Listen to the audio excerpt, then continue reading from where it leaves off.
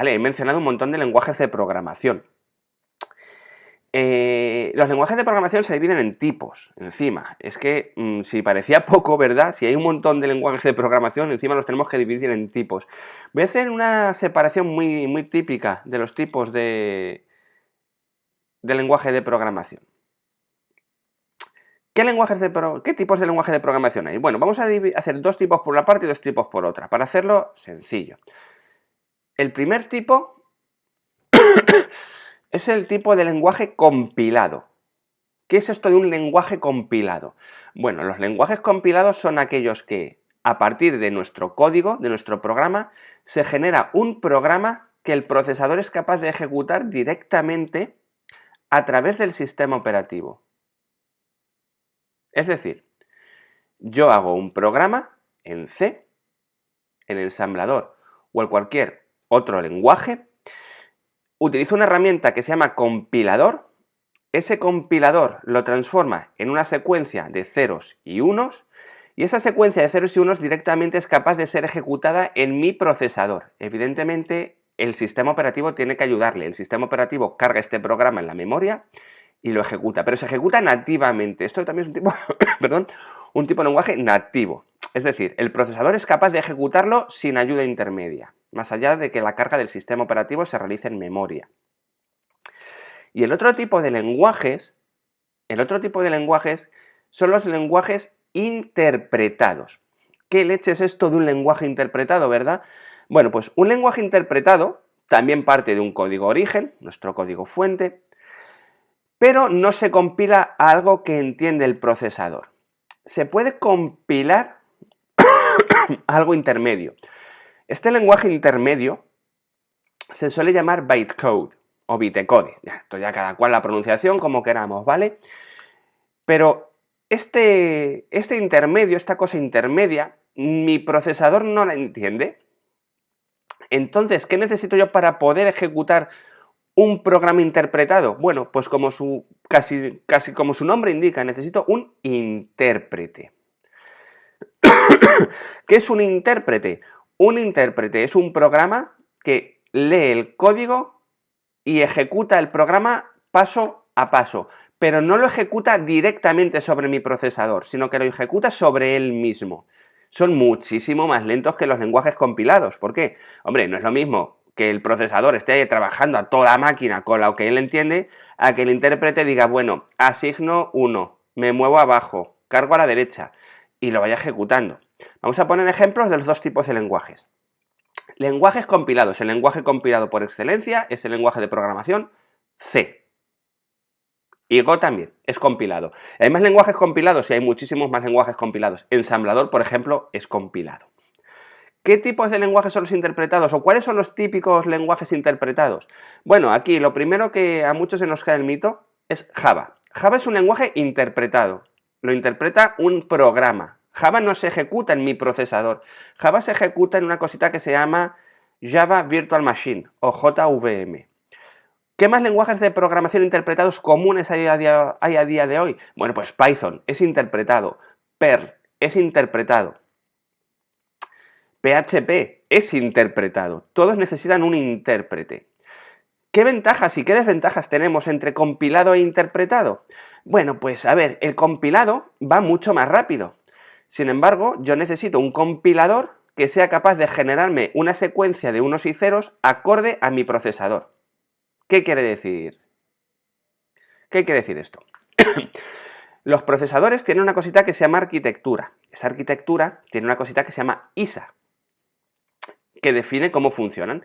Entonces, la secuencia de unos y ceros de un procesador Intel podría no ser igual a la secuencia de unos y ceros para hacer lo mismo en un procesador AMD, y no es para nada la misma secuencia de unos y ceros que tiene un procesador de móvil, que suelen ser procesadores con arquitectura ARM. Entonces, claro, por cada programa que yo tengo que generar una versión especial para ese procesador. Y por tanto tengo que compilarlas tantas veces como procesadores tenga. Y esto tiene sus desventajas. Y los interpretados, bueno, los interpretados juegan con cierta ventaja aquí. Los interpretados son más lentos. Pero yo escribo ese programa una única vez y si hay un intérprete de ese lenguaje para mi procesador me olvido. El moto de Java era write once, run anywhere. Es decir, escribe una vez y ejecútalo en cualquier parte, porque se supone que la Java Virtual Machine está disponible para un montón de procesadores, ¿no? Vosotros escribís vuestro código Java, ¡pum! Y sin tener nada más, funciona en cualquier parte. Ventajas de los interpretados. Así que vamos a tener esa diferenciación. El compilado es más rápido, pero no vale para todas las arquitecturas, para todos los procesadores. Si yo quiero que se ejecuten todos los procesadores, necesito un compilador para cada procesador. El interpretado es más lento, pero es más sencillo que exista un intérprete para todo el resto de procesadores. Entonces, es el trade-off. ¿Queremos máximo rendimiento? Nos tiraremos a lenguajes compilados. ¿Queremos máxima portabilidad? Utilizaremos un lenguaje interpretado. Y entre estos dos, por si faltaba poco, hay una cosita que se llaman los híbridos. ¿Qué es un híbrido? Bueno, pues un híbrido es un lenguaje interpretado cuyo intérprete es capaz de compilar al código nativo según le haga falta. No quiero entrar mucho en esto. A esto se le llama compilador JIT o Just in Time, y lo que hace es que tiene lo bueno del intérprete y lo bueno del compilado. Interpreta en cualquier plataforma y es capaz de compilar para ese procesador. Entonces, si una parte de mi intérprete circula muchas veces por el mismo código, el intérprete dice, a ver, esto lo estoy ejecutando mucho, lo voy a compilar a mi procesador, que esto va más rápido, ¿vale? Y esas son las grandes diferencias. Y luego, después de hacer esta separación de dos tipos, interpretado y compilado, amén del híbrido, los lenguajes son de otros dos tipos. Son tipados o no tipados. Y esto seguramente ahora nos suena un poco a chino. En la siguiente sesión lo entenderemos mejor. ¿Qué es esto de un lenguaje tipado o un lenguaje no tipado?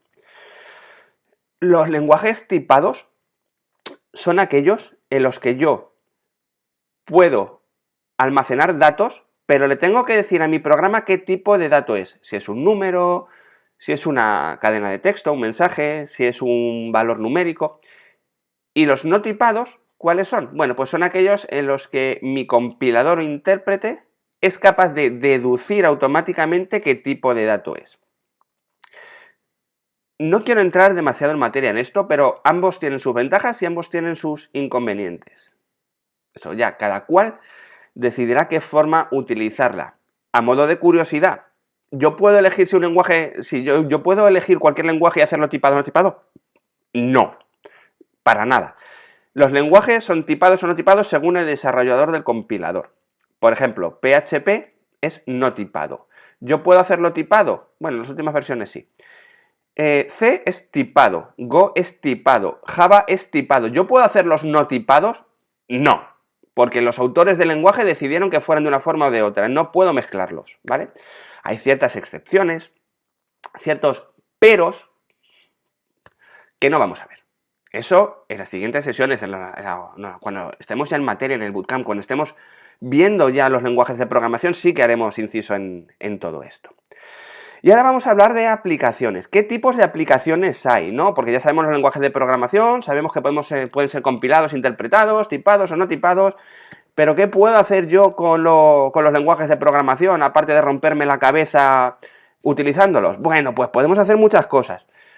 Habitualmente utilizamos tres tipos de aplicaciones, ¿verdad? Todos conocemos las aplicaciones web, las aplicaciones de escritorio y las aplicaciones móviles. Bueno, pues estas aplicaciones, algún señor o un grupo de desarrollo o alguna señora lo ha tenido que programar en algún lenguaje.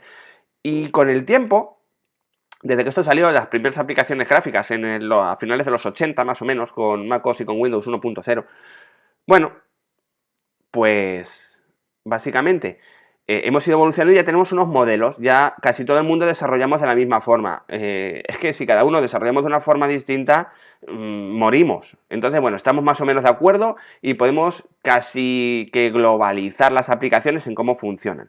Vamos a ver tres ejemplos de aplicaciones, ¿vale? Vamos a ver primero las aplicaciones web. Vamos a cambiar aquí. Y aquí tenéis una aplicación web, la aplicación web del Bootcamp, si os dais cuenta. Bueno, pues esto es una aplicación web. ¿Y qué arquitectura tienen las aplicaciones web? Pues las aplicaciones web tienen como primera capa, vamos a dividirlo en capas, tienen como primera capa la capa de chapa y pintura. La capa de chapa y pintura es lo que el usuario ve. A toda esta parte, a toda esta capa de chapa y pintura, la denominamos también el front-end. El front-end porque es lo que está delante de nosotros. Si no, sería el back-end. Como está delante de nosotros, es el front-end. ¿Y qué tiene una aplicación web? Pues tiene un código HTML. Vamos a verlo. Botón derecho, ver código fuente de la página. Las aplicaciones web tienen un código fuente, ¿vale? Esto de aquí está aquí muy feote, pero bueno. Esto es código HTML. Es una de las partes que tienen. Las aplicaciones web también tienen otra cosa, que es código JavaScript. Aquí parece lo mismo, pero os aseguro que no les. Voy a hacer un poquito de zoom. ¿Vale? Esta es la parte de JavaScript de una aplicación web. ¿Y qué hace esta parte? Es la que le da funcionalidad. Y por último, y aunque ahora mismo no se está viendo, hay otra parte más que se llama los estilos, la parte de hojas de estilo en cascada o CSS. ¿Cuál es la arquitectura de una aplicación web? En el frontend, 3 elementos: HTML, CSS y JavaScript. Los 3 trabajan altamente cohesionados. ¿Por qué? Porque entre los 3 forman lo que estamos viendo. HTML define la estructura. Perdón. CSS la pone bonita. Y JavaScript nos permite interactuar de forma dinámica. ¿Veis? Si yo hago clic, por ejemplo, aquí, en hoja de ruta, me cambia todo esto. Y todo esto me está mostrando un HTML nuevo, un CSS nuevo y además he interactuado con ello, aunque yo no lo estoy viendo con JavaScript. ¿Vale? Esto es como funciona la aplicación web. ¿Es tan sencillo como lo estoy diciendo yo? No, ni mucho menos. Mirad, voy a abrir aquí una ventana mágica. Esta ventana mágica, si os dais cuenta, aquí empiezan a rellenarse muchas cosas según yo voy pinchando. ¿Veis? Todo esto es lo que está pasando por detrás que vosotros no estáis viendo. Pero está ocurriendo. Todo esto son peticiones al servidor, o lo que es lo mismo, peticiones al backend. ¿Qué es el backend de una aplicación web? Bueno, el backend de una aplicación web es el sistema remoto, puede ser un servidor, puede ser otro ordenador, actuando como tal, que contiene la información.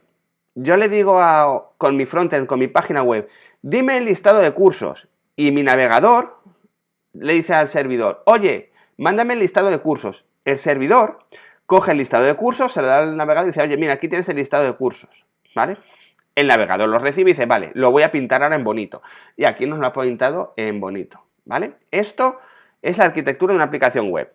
Las aplicaciones web, por tanto, se dividen en 2 partes, frontend y backend. Frontend, lo que vemos. Lo que vemos siempre va a ser HTML, CSS y JavaScript. A nivel de programación. A nivel visual, si os dais cuenta, es estéticamente bastante bonito. Backend. El backend es el sistema que contiene la información remota, que luego vemos nosotros. El backend puede estar escrito en uno o múltiples lenguajes de programación. Habitualmente puede ser Java, puede ser Go, puede ser Python. Hay un montón de lenguajes de programación.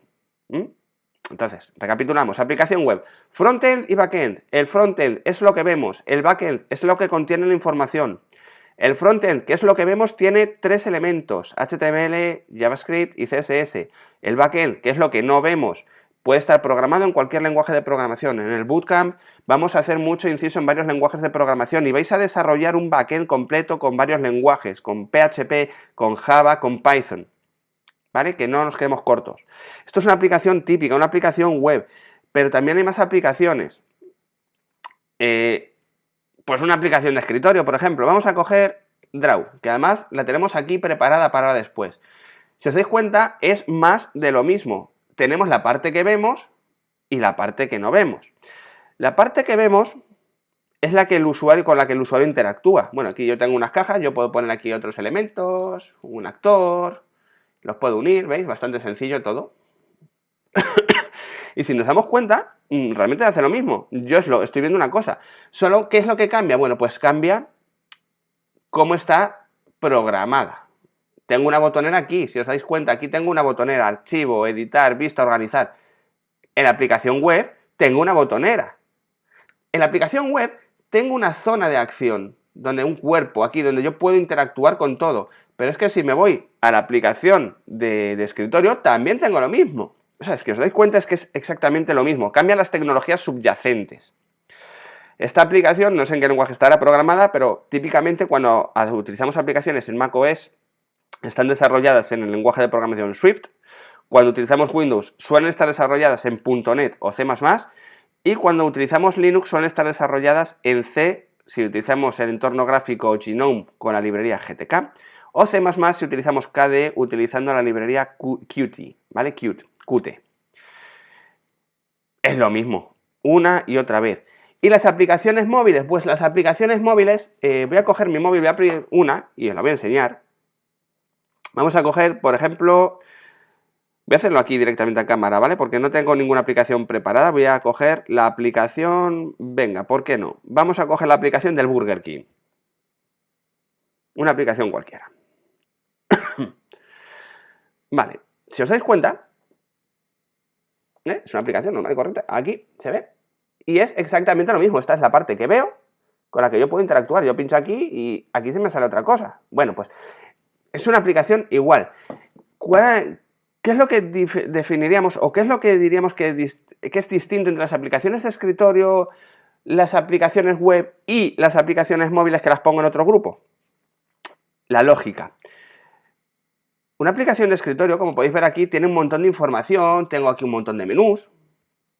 Una aplicación web, tengo un montón de menús aquí también. Pero si cogemos nuestro móvil y trabajamos con nuestro móvil, no. Tenemos una única ventana a la vez. Bueno, pues mientras que las aplicaciones web de escritorio están desarrolladas a mostrar el máximo de información posible, porque tenemos unos dispositivos más amplios para visualizarla, las aplicaciones móviles se centran en lo que se denomina vista. Una vista, una serie de acciones. Y pincho. Y me sale otra vista con otra serie de acciones, ¿vale?